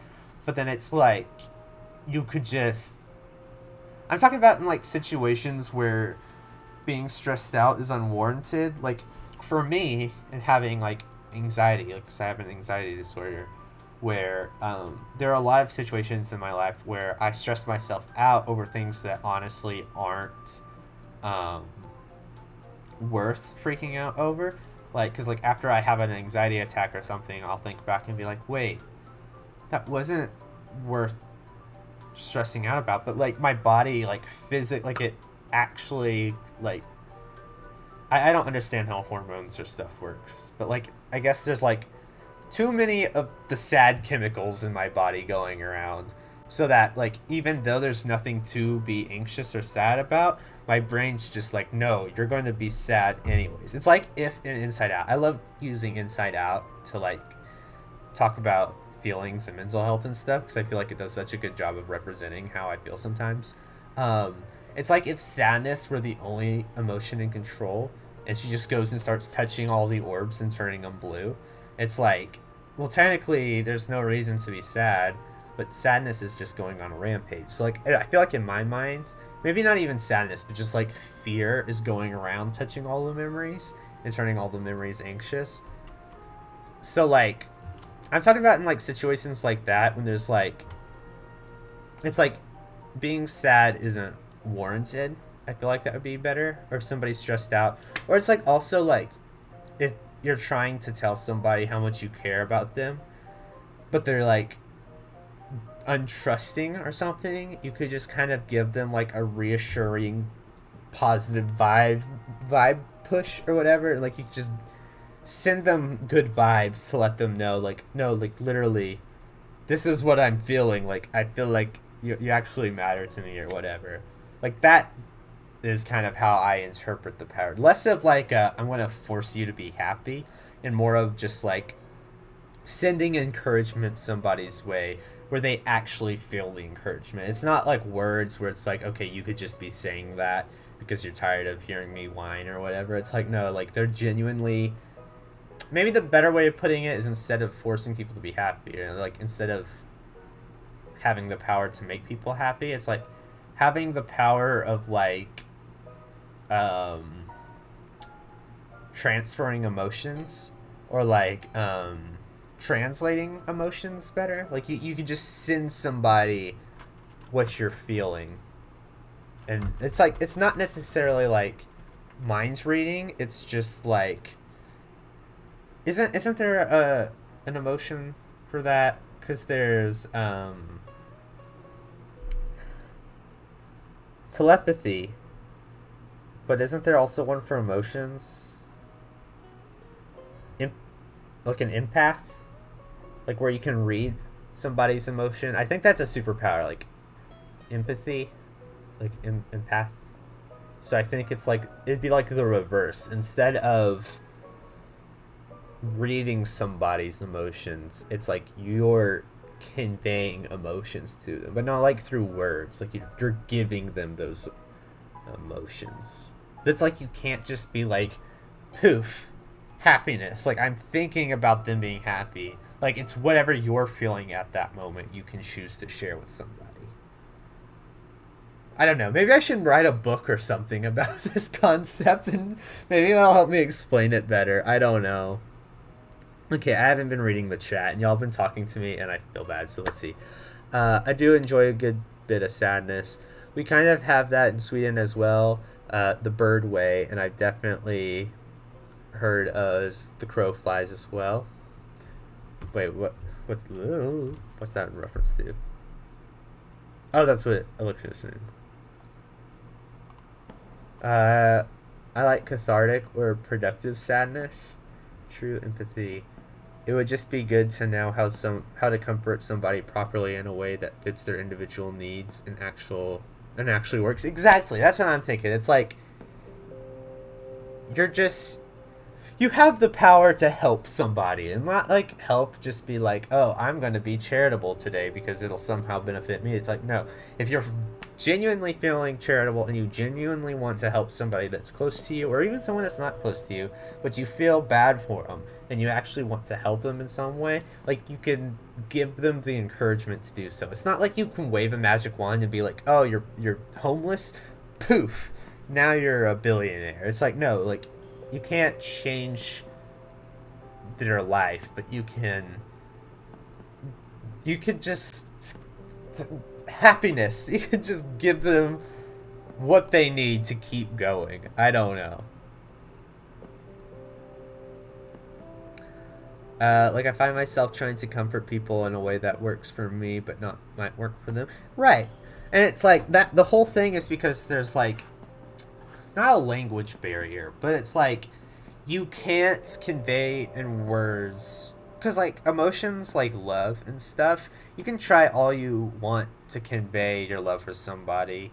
Like you can try to write a love song for them, or you can try to like get them gifts or stuff, but like I feel like those are like artificial love. Like it's hard, and maybe just because like I've never been like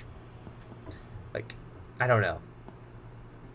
Like you can just, it'd be so much easier to just be like this is what I'm feeling. Like, they don't, like, get your thoughts, but they just get your emotions. Because, like, mind reading is super problematic in my minds, but, like, empathy is the way to go. That'd be an awesome power. I don't know. Can I interest you in socialism? You can change the world to work better. Like in, like socialism was in like money or whatever that, the economic system. Because I've heard about that, but I don't think socialism is a viable solution. Like obviously capitalism, if you're talking about that, I think personally that capitalism is like flawed, but it is more foolproof than socialism, or at least complete socialism. Like you can have like aspects of it, but like for the most part it doesn't work. Like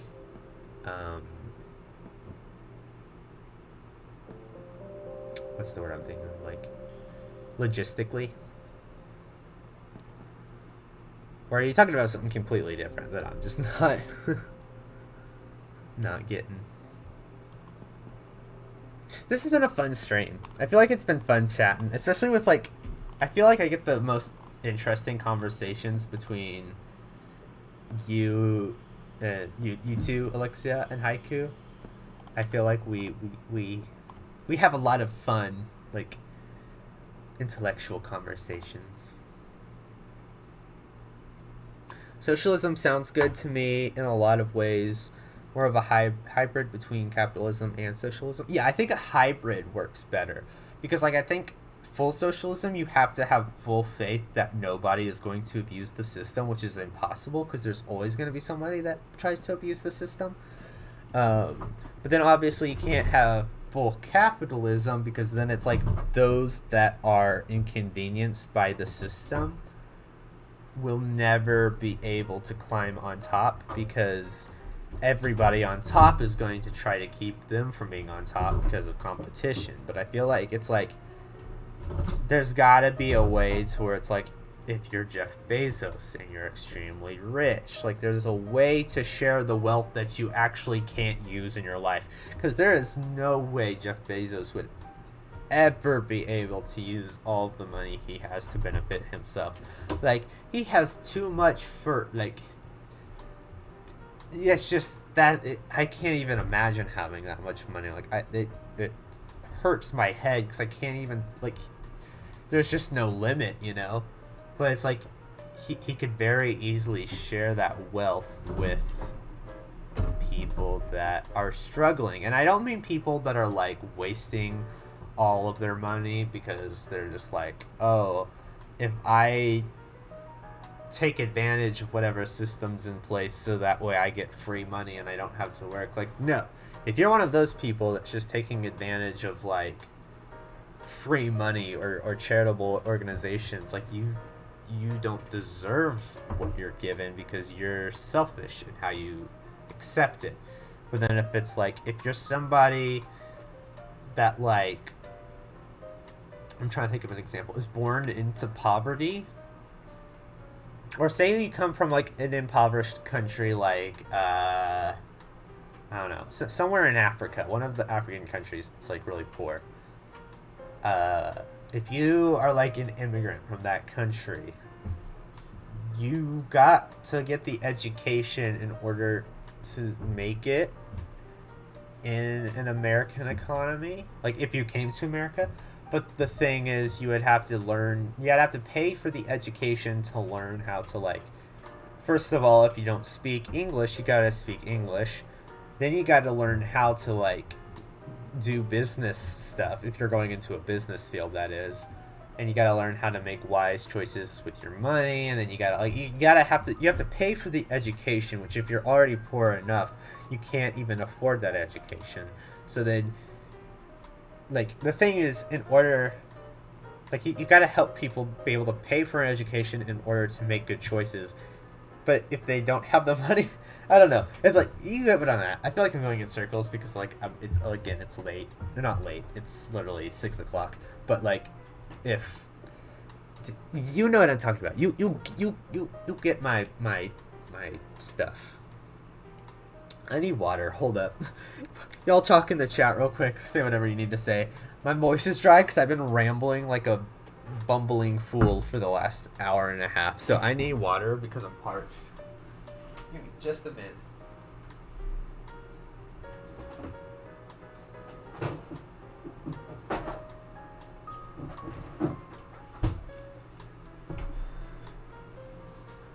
I really hope my neighbors are at the football game tonight. There's a football game going on. I don't know if everybody's at it. I know my roommate's at work, but like, I didn't go to it because I didn't have anybody to go with. So I'm here. But I really hope that everybody else on my hall is gone because they're going to think I'm insane talking to y'all. They're probably like, who is this dude talking about? Or talking to, whatever. Okay. Jeff, oh no. Jeff Bezos needs to step on a Lego. Why would you? Nobody deserves, like, that's such like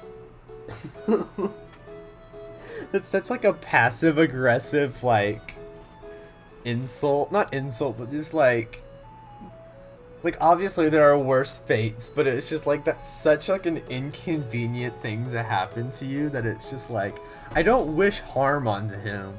I just wish that he would be harmed for like 5 seconds after stepping on like a Lego. Oh, that's great. If they're taking advantage of the system, they clearly need help in some way though. Yeah, but I don't think that that's necessarily like financially, because like, sorry, I had a drink. So I guess I should like pursue with caution, because like some of the stuff we've been talking about in this stream can be touchy for some people, and I don't want to like glaze over it like it's not important. But it's like so like if somebody is struggling with, say, like, hold on, I need to go somewhere like in game that's not just the middle of outside, somewhere a little cozier. We're just kind of turning into a talkie stream. I'm gonna come over here up to Minecats tower.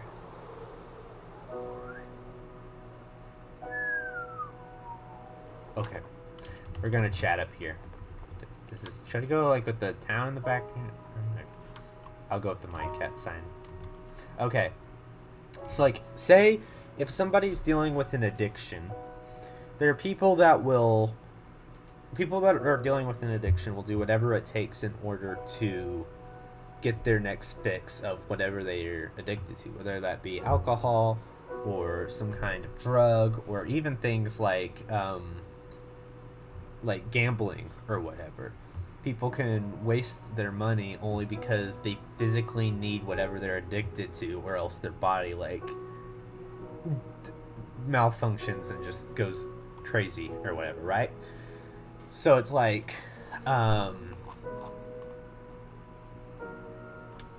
okay, technically they are misusing what they're being given. Like they're not spending their money wisely. They're wasting their money on things that are harming them. But it's like, okay, they don't need to be punished for that, because like, yeah, they're not making good choices, but it's like their mind is so addicted to whatever substance they're on that they need to, like, their brain almost manipulates them and tricks them into misusing their money or whatever, or spending it on whatever substance it is that they feel like they're craving. So it's like they don't need to be punished necessarily, they just need to get help to realize what they're doing. I don't think that they're doing it out of like malicious intent, of course not, because it's like addiction is literally an illness. So like, yeah, like you said, like they need help dealing with that. So it's like, when I say that people that are like with like socialism, like how we were talking about how like people are going to misuse the money either way or whatever. It's like the people I'm talking about aren't like the pigs in Animal Farm, where it's like, oh, we're gonna take everybody's money and spend it on pig cigarettes or whatever, because apparently pigs smoked cigarettes in Animal Farm, which is weird. But it was like, so I'm not talking about like malicious things like that. I'm talking about like you said, like, they genuinely need help. Rehabilitation and not punishment. Exactly. That's what I'm talking about.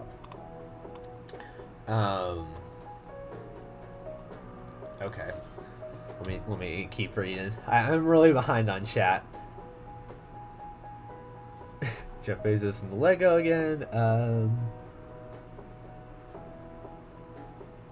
Yeah, if they're taking advantage of the system, then they need help, because they're misguided, right? They think that it's good to take advantage of the system, but what they're not realizing is they're inconveniencing others by taking advantage of it. So not only, like in the case of addiction, are they inconveniencing others because people are giving them financial aid in order to support themselves, but then not only are they hurting themselves by continuing to pursue whatever they're addicted to, they're also inconveniencing the people that are giving them money, because then that money's just going to waste, right? Kind of from what I've seen, the problem is when too much power is concentrated in too tiny place, and then some bad person gets into that position or gets corrupted by that power, and like a government is a tiny place and a corporation with huge monopoly is a tiny place. I read that all out loud and I didn't process it in my head. Hold on one sec.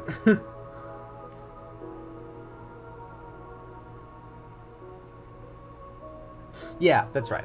So it's like, if somebody gets into the power, it's just power, right? So it's like, if anybody in power has the ability to help those underneath them or to hurt them. So like, we're kind of coming full circle, because that relates to, oh, hold on guys, I'll be right back.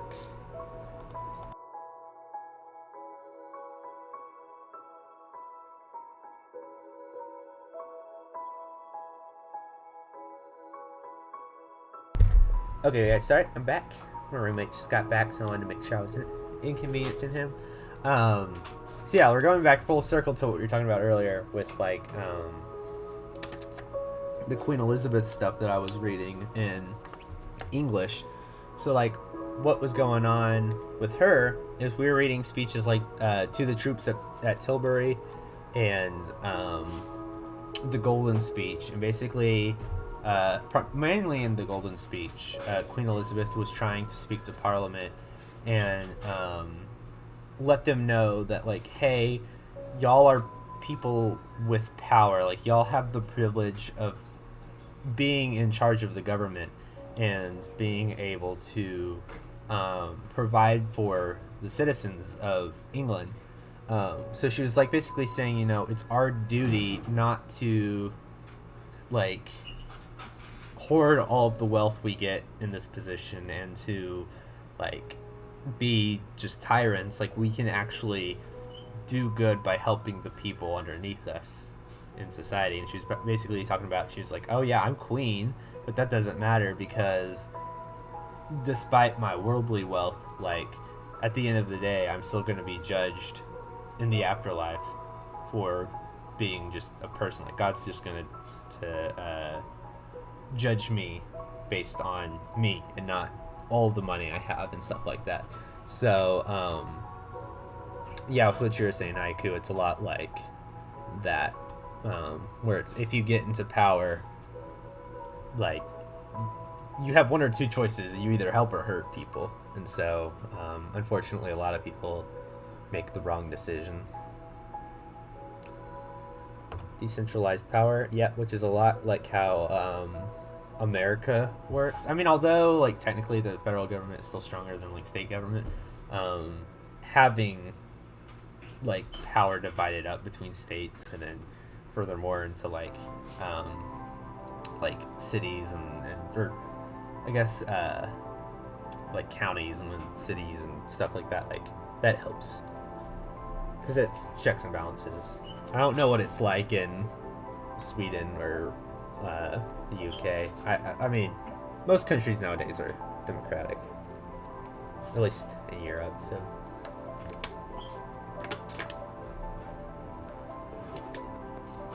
Woo, not for the dehydration yet.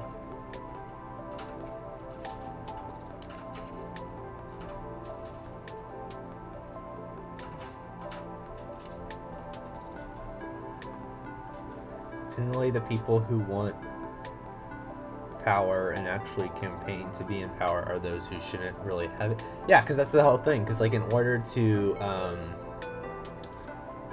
advertise for like an election, like you have to have money in order to promote yourself and to what's the word I'm looking for?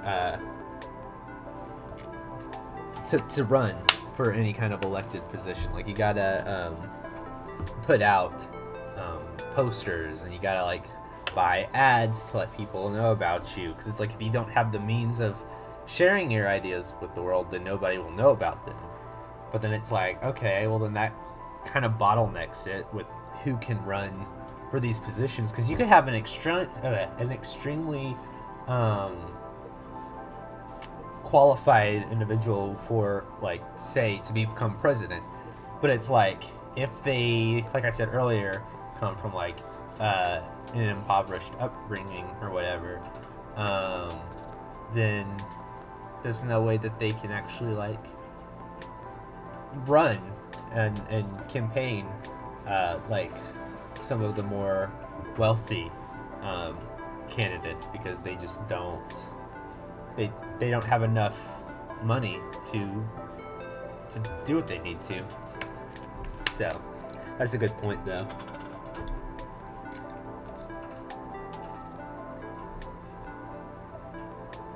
What were you saying, Alexia, about it's just like you're on the phone?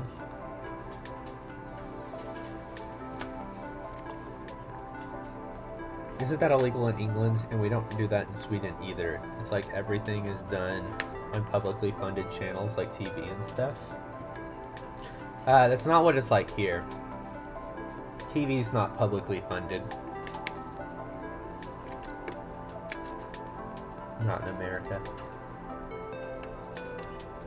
Which is crazy to me. That, like, TV is like a public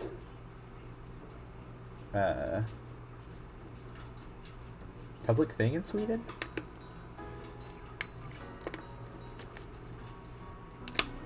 Or like the channels aren't? Because like we have like stuff like PBS and stuff, which is like funded through viewer support. But most of the time stations are like they profit off of ads and stuff that they run.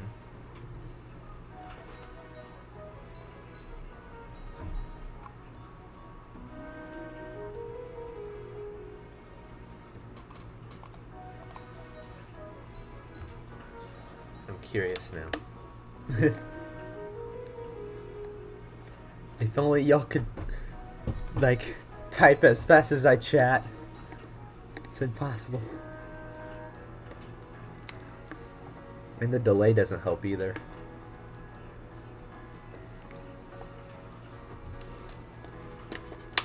Okay, I guess I'm at a point now where I can go back to actually like working while we chat. There's just a lot I had to say earlier, and I was like, I can't play and formulate my ideas at the same time. Not when we were that in depth. I'm so bad at typing things out that I'm thinking of. Yeah, I'm the same. It's like in person I'm really bad at like participating in class and stuff, because it's like I know what I want to say. It's just like my brain thinks faster than I can like actually say stuff, so I can't actually like get all the words that I need out and think of the most effective way of wording things, because I just don't have the time to. Like, you gotta keep talking and keep the conversation going, or else people are just gonna sit there and look at you and be like, what? Sends brainwaves. It's like you're sending like a fax. Like you could just like fax me all of your thoughts. Just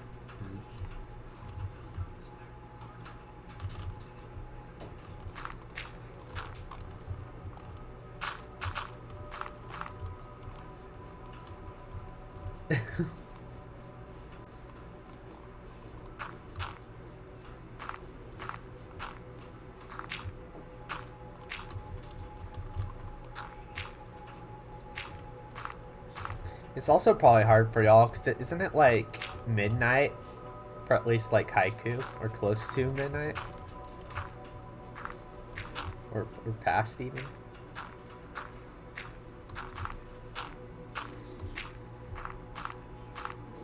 It's 12:52 here. Oh gosh, so haiku, you're up so late. Goodness gracious, get some sleep, peoples. Perhaps I should end stream soon. So that way y'all can like get rest. 1:52. Okay, we can wrap up this discussion, and then I'll end stream. So, final words. I know we brought up like a bajillion different topics, and they just kind of all like got squished into one conversation. It's fine. This is in line with my sleep schedule at the moment. Oh no. Well, then I'm going to try to fix that sleep schedule.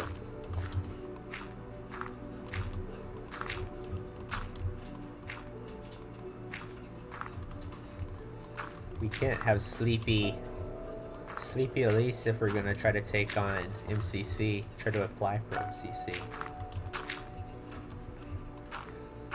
I woke up at like 20 o'clock because I've been having migraines and I just slept randomly, so like, yeah. Oh, I'm sorry about that. I've never really experienced migraines, but my mom has, and she says that they're awful.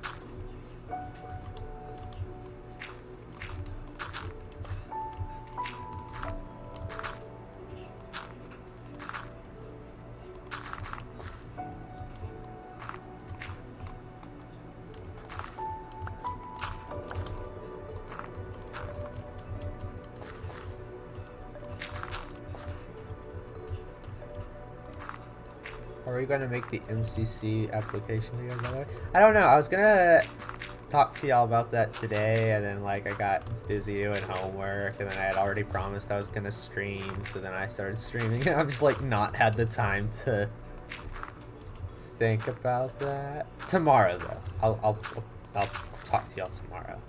First, we need to see if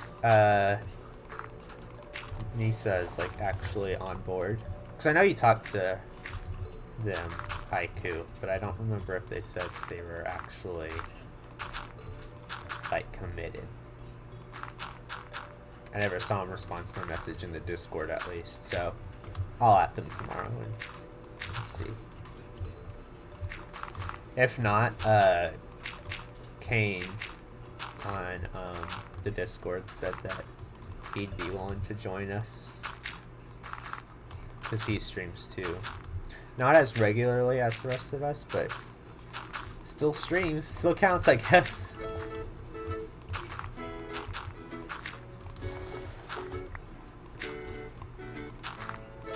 It's mostly sensitivity during the day. Well, maybe you should also try to like take a little bit of a detox from like screens. Just because I know like there's the whole scientific like blue light thing that like I'm not smart enough to understand, but lots of exposure to screens affects your headaches and stuff. What is Kane's YouTube or Twitch name? The Wolf Prince, I believe. On YouTube, they don't do anything on YouTube. It's just their, like, it's just a normal account. But let me check. I'm looking on Twitch.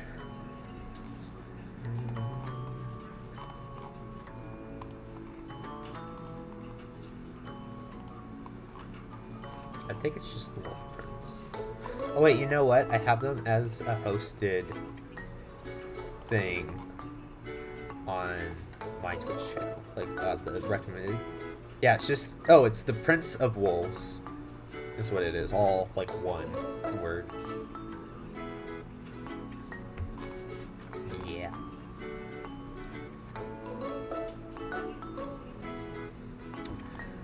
Alright, let me connect this bit over here. And then pull in. I didn't get very much work done on this project today. I thought I was gonna get a lot more done, and we ended up having so many like just chatting bits that I just forgot to actually work in game. But it's been fun. Hopefully soon too I can get maybe invite some guests on stream. We can just chat through Discord. So that could be fun. But yeah. No. Sir, please. Larry wouldn't be happy if I killed one of his friends. I don't want to do that. You volunteer to be a guest? Okay, you can be a guest so long as I can be on the podcast. Or just one of you and artists' streams. Because I guess they're all the same at this point. Deal? Awesome. Virtual handshake to seal the agreement. Alrighty. Well, I'm going to call it here for tonight, you guys. I got a little bit more work to do for classes. So I'm going to leave it here. I probably won't stream tomorrow, but maybe later in the week or on the weekends, whenever I get free time. My schedule's so thrown off right now just because I haven't gotten used to college yet. So I don't know. We'll figure it out. Y'all be told through Discord or whatever. But yeah, before I go, let me find somebody that we can raid. Is anybody live? Who do I want to raid? You know what? We will go and raid one of the finest artists that this earth has ever seen. Your good old friendly neighborhood Bob Ross. What? What do you mean, error? I want to go raid Bob Ross. Wait.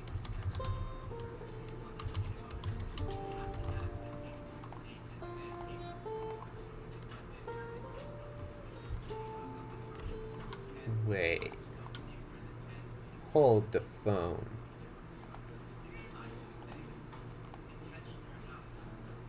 Aw. It won't let me. Okay. Change of plans. If y'all want to go watch Bob Ross before you go to bed, there's the link in the chat. Go for it. Have fun. But with that, you guys, I'm going to end it here for today. So if you enjoyed today's stream... Oh, shoot. I was going to say like, share, and subscribe, but I forgot I'm on Twitch and not YouTube. Well, darn. Okay. Well, if you enjoyed the stream, then I don't know. That's good, I guess. Make sure y'all have a great rest of the weekend, and I will talk to y'all all again real soon. See you later, guys. Bye. 𝗦𝗢𝗖𝗓 is me out.